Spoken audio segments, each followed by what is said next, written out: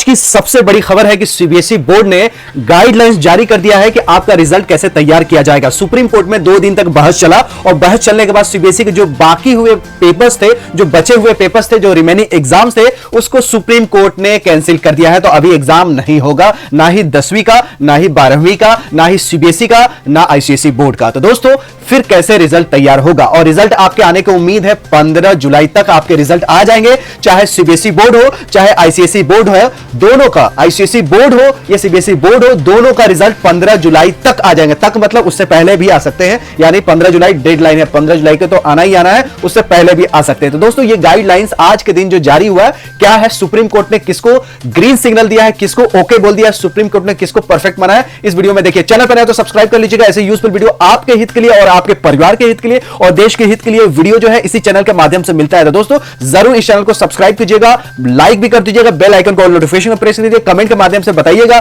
CBSE का ये decision, supreme court का ये डिसीजन आपको कैसा लगा, अच्छा लगा, बुरा लगा, जरूर कमेंट के माध्यम से बताइए। गाइडलाइंस देखिए, नोटिफिकेशन लिखा हुआ है कि पहला पारा देखिए, एक एक करके आसान भाषा में समझेंगे। पहला जो नंबर है उसमें लिखा हुआ है कि जो एग्जामिनेशन 10वीं और 12वीं के होने वाली थी 1 जुलाई से लेकर 15 जुलाई तक वो कैंसिल हो गया, यानी कोई एग्जाम नहीं होगा, सारे एग्जाम कैंसिल हो गए 10वीं और 12वीं के भी। दूसरा पैरामीटर देखिए, दूसरा नंबर देखिए, असेसमेंट जो होगा, आपका जो रिजल्ट तैयार होगा उसके लिए एक स्ट्रेटजी बनाई गई है। वो आगे देखिए कौन सी स्ट्रेटजी बनाई गई है, मैं आपको बताऊंगा। पारा 7 पे लिखा हुआ है। ये दूसरा पॉइंट क्लियर हो गया कि आपका जो असेसमेंट होगा, आपका जो परफॉर्मेंस होगा, वो कैसे चेक हुआ होगा और कैसे आपका रिजल्ट प्रिपेयर किया जाएगा। तीसरा पॉइंट देखिए, तीसरा पॉइंट में इन्होंने लिखा है कि रिजल्ट जो होगा वो 15 जुलाई तक आ जाएगा।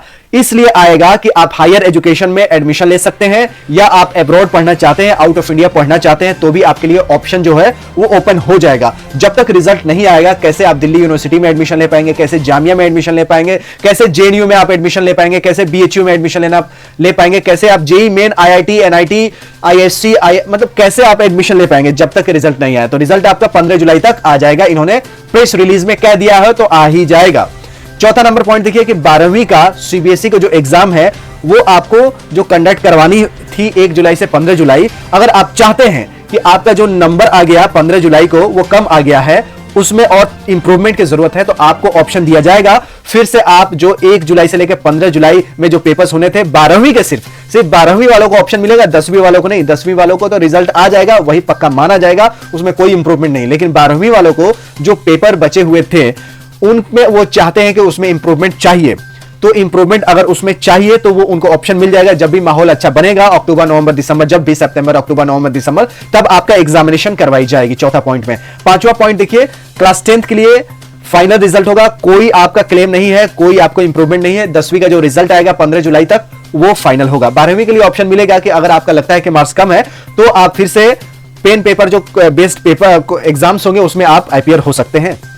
12वीं में क्या है, 12वीं में यह है कि आपका जो ऑप्शन है दिया जाएगा, 10वीं में ऑप्शन नहीं दिया जाएगा। अब असेसमेंट कैसे होगा दोस्तों, 10वीं और 12वीं का अगर आपका पेपर कंप्लीट हो गया है तो उसी बेसिस पे एग्जामिनेशन होगा। अगर आपका पेपर कंप्लीट नहीं हुआ है, 3 से ज्यादा आपने अगर एग्जाम दे चुके हैं सब्जेक्ट के, अगर 10वीं 12वीं दोनों के लिए अगर 3 से ज्यादा अगर आपने पेपर दे दिए हैं, तो आपका जो असेसमेंट होगा वो बेस्ट 3 का एवरेज निकाल के लिया जाएगा। यानी अगर आपने 4, 5, 6 पेपर दे रखे हैं, 4 पेपर दे रखे हैं, तो बेस जो 3 आपके जो नंबर्स होंगे उसके एवरेजिंग करके आपके बाकी पेपर्स में बैठा दिया जाएगा, चढ़ा दिया जाएगा, बाकी सब्जेक्ट में नंबर अवार्ड कर दिया जाएगा। जिनका 3 से कम सब्जेक्ट के एग्जाम्स हुए हैं, उनका, जिनका सिर्फ 3 ही हुए हैं, सॉरी जिसका 3 हुए, ये तो 3 से ज्यादा का था, ये 3 ही हुए एग्जैक्टली, उसमें 2 बेस्ट सब्जेक्ट को एवरेज करके आपको और सब्जेक्ट पे मार्क्स अवार्ड कर दिया जाएगा। देखिए फिर से मैं बताता हूं, अगर आपने 3 से ज्यादा सब्जेक्ट दिया है तो आपका जो बेस्ट 3 है उसका एवरेजिंग करके अदर सब्जेक्ट पे अवार्ड कर दिया जाएगा। अगर आपने सिर्फ 3 ही सब्जेक्ट का एग्जाम दिया है तो 2 बेस्ट जो पेपर्स आपके हुए हैं उसका एवरेजिंग करके आपको अदर सब्जेक्ट पे अवार्ड दे दिया जाएगा।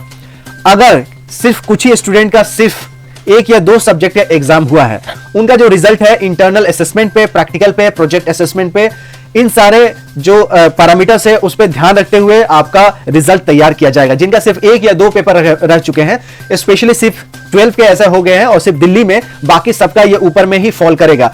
डी जो पॉइंट है सिर्फ उन्हीं लोगों के लिए जो दिल्ली में कुछ ही पेपर हुए थे 12वीं के, नॉर्थ ईस्ट दिल्ली या कुछ पार्ट ऑफ दिल्ली का, उसके लिए इंटरनल, प्रैक्टिकल और प्रोजेक्ट असेसमेंट पे आपका नंबर मिलेगा। यानी जिसका 3 सब्जेक्ट से ज्यादा हो गए हैं, उनका बेस्ट 3 का एवरेज निकाल के दिया जाएगा। जिसका सिर्फ 3 हुए हैं उनका 2 एवरेज का, जिनका 1 या 2 हुए हैं उनका इंटरनल असेसमेंट, प्रैक्टिकल और प्रोजेक्ट असेसमेंट पे बेसिस पे उनका एवरेजिंग किया जाएगा। ठीक है, तो मुझे उम्मीद है कि आपको ये जो नोटिस आई है वो अच्छा लगा होगा। तो जरूर इस वीडियो को लाइक कीजिएगा, चैनल पर नया है तो सब्सक्राइब कीजिएगा। इसका जो लिंक है मैं वीडियो को डिस्क्रिप्शन में डाल दूंगा। वीडियो कैसी लगी ये भी बताइएगा, सीबीएसई के डिसीजन कैसा रहा ये भी बताइएगा। और एक एक करके मैंने आपको सारे पॉइंट क्लियर कर दिया है, हिंदी में भाषा में, मातृभाषा में। तो ऐसे यूजफुल वीडियो देखने के लिए मेरे चैनल को सब्सक्राइब कीजिएगा, वीडियो पसंद है तो लाइक कीजिएगा। मिलते हैं अगली वीडियो में हमारे ज्ञान के, फिर मिलेंगे चलते चलते। तब तक you take good care of yourself. जय हिंद, जय भारत।